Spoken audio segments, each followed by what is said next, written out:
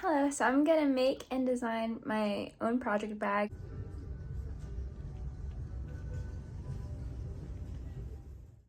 I haven't actually looked up any inspiration for this. I kind of just had an idea in my head and I bought fabric and we'll see how it goes. These two fabrics are the main outside fabrics and these two are the inner lining. Okay, this is actually more orange than it looks on camera.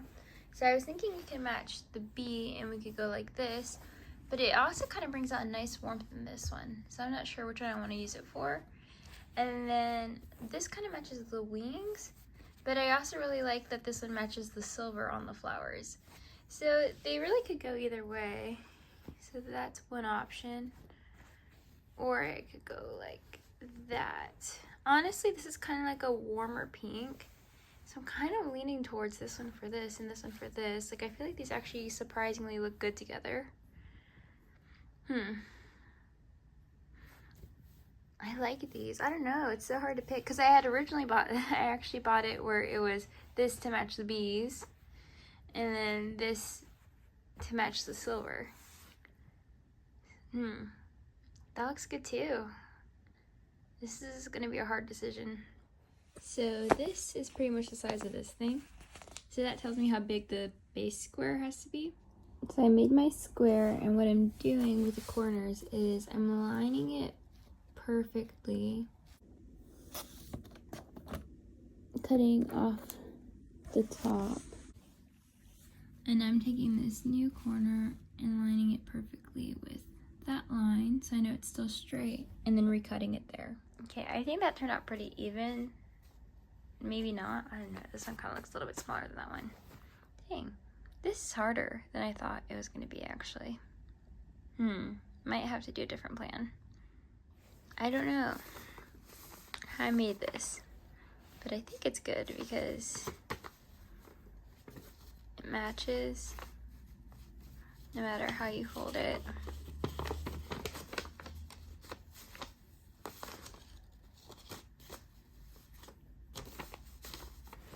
Okay, and it looks like it would fit this ball of yarn, which is good. Kind of, you know.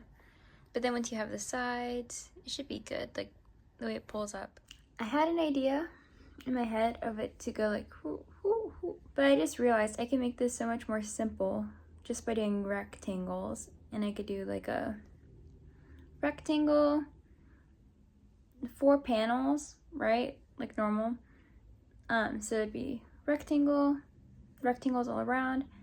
Then you cut in the middle of the 2 side rectangles, and then you fold that over and you sew across to make the drawstring part.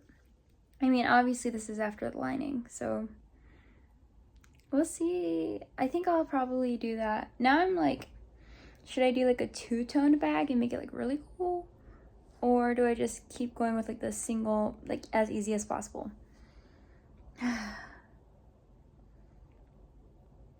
It's so hard. What I have to think about is like, I live in an apartment, and so like there's like noise hours and the sewing machine is very loud. And I think like today I have the energy for this and I don't know if I'll have the energy for this tomorrow. So I cut out this, and then we have this to go over on this side, sorry, and this to go right here, and then this to go right there. I know it doesn't make any sense, but these are gonna be what I'm gonna sew. And then that'll give me a little bit of space to fold it over. Wait, but if I fold it over, I think it's a little too short. Wait, let me look at that. To me, this is kind of funny because it just looks like a normal piece of paper now, but I cut out this to represent the seam allowance that I want to fold over to make where I'm going to tie the shoelaces. Okay, I have everything labeled, so that way I can see what is scrap, what is important, and also because I realized I had created 2 centers instead of 2 sides. So I threw away the other centerpiece and I made another side piece. And it matters because it has to match up with the height of this. But yeah. So anyways. And the reason why, even though this is going to be the same as this, I have these all cut out so that way I can see, maximize how much fabric I use, so that way I don't have scraps. I think I can do this without having scraps. Potentially, I don't know, we'll see. So this is how it could look one way, and then I would have like this rectangle to use for a different project, this rectangle to use for a different project, and then this strip to use for a different project. Like this could easily be like a scrunchie. I don't know what I'm gonna do though. Like, or this could go around a headband, you know, Mickey ears. I think this might be the way I cut it. When I cut it originally, look, this back just barely makes the scrap unusable. I mean, not unusable. I'm just not skilled enough to work with that little bit of a scrap. So I think this is the best way, so that way I can actually use the scraps afterwards. And that way they're not really scraps because they will be in projects, you know? I forgot that the sides will also have to have the seam, like the part that folds over. Also, this is looking a little wide to me, like a little bit bigger than what I wanted, because it's not just that one. It's gonna be, I mean, it's pretty much gonna be like this when it's flat, because you're only really gonna see half of this and half of this because the other part will be folded. Maybe it's fine actually. Interesting how like one little change impacts everything.